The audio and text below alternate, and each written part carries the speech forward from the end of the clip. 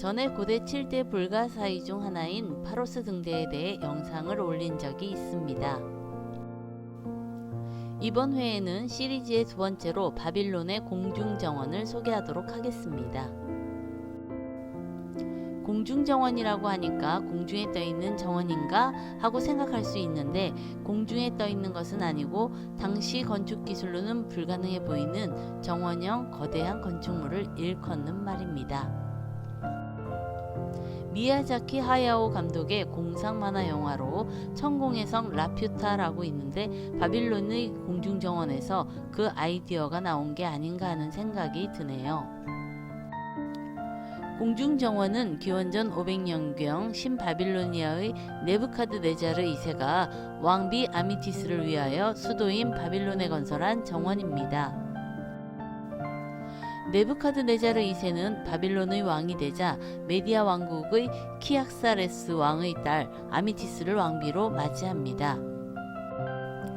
메디아 제국과 혼인 동맹을 성사시킨 것인데, 이 동맹의 힘 덕에 이후 기원전 610년 신바빌로니아 메디아 연합군은 아시리아를 무너뜨리는 데 성공합니다.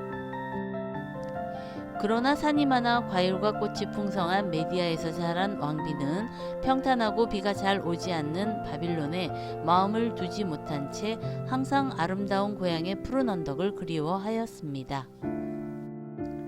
이 모습을 보고 안타깝게 여긴 왕은 왕비를 위하여 메디아에 있는 어떤 정원보다도 아름다운 정원을 바빌론에 만들기로 결심합니다. 그런데 비가 거의 오지 않는 이곳에서 이렇게 큰 정원에 물을 대는 것은 여간 큰 문제가 아니었습니다. 천수백 년 후에 건설된 베르사유 궁도 수원에서 꽤 높은 곳에 지어져 있어서 물을 끌어들이는 데에 애를 먹었습니다. 베르사유 궁의 해결책은 8km 떨어진 수원지에서 수차 1,400여 개를 동원하여 600m 위 언덕으로 물을 끌어올린 후 수로를 통해 공급하는 방식입니다. 공중정원도 베르사유 궁전처럼 당시의 백성들의 엄청난 노동력을 동원하여 극도의 사치를 부린 것인지도 모릅니다.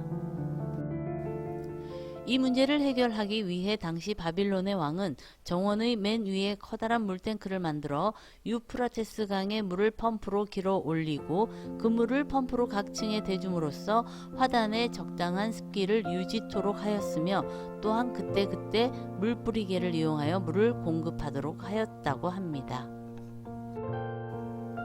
이 건축물이 고대 7대 불가사의에 들어간 이유는 높은 건물 꼭대기까지 대량의 물을 끌어올려 몇 개 층의 정원에 물을 공급한 당시로는 불가능해 보이는 기구학적 구조 때문입니다. 수많은 역사가들이 당시에 어떻게 높은 건물 꼭대기까지 대량의 물을 끌어올려 공급했느냐 하는 점에 의구심을 갖습니다. 기원전 40년에 작성된 디오도로스의 기록에 따르면 맨 꼭대기 층의 위에서 아래로 난 구멍들이 있으며 여러 도구들을 이용해 물을 끌어올렸다고 합니다. 또한 당시 그리스 역사학자이자 시인이었던 스트라보가 남긴 글에는 아르키메데스가 발명했다는 나선 펌프를 떠올리게 만드는 구절이 있습니다.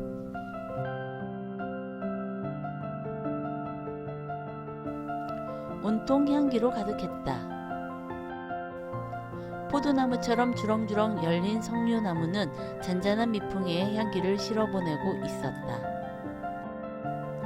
폭포수에서 튀는 물방울은 마치 하늘의 별처럼 반짝였다. 수차는 정원 꼭대기에서부터 내려왔는데 계단과 평행하게 뻗어 있었다. 수도였을 것으로 추정하나 아무도 그 내부를 보지 못했다. 아르케메데스의 나선 펌프도 동력이 있어야 하니 결정적 자료가 나오지 않는 한 그 기구학적 구조는 영원히 풀리지 않는 불가사의로 남을 수밖에 없네요.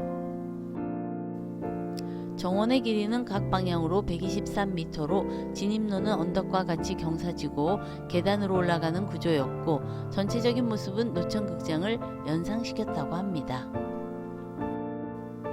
디오도로스의 기록에서는 총 7층으로 꼭대기층은 바빌론의 내부 성벽보다 약 20m가 더 높았다고 되어 있습니다.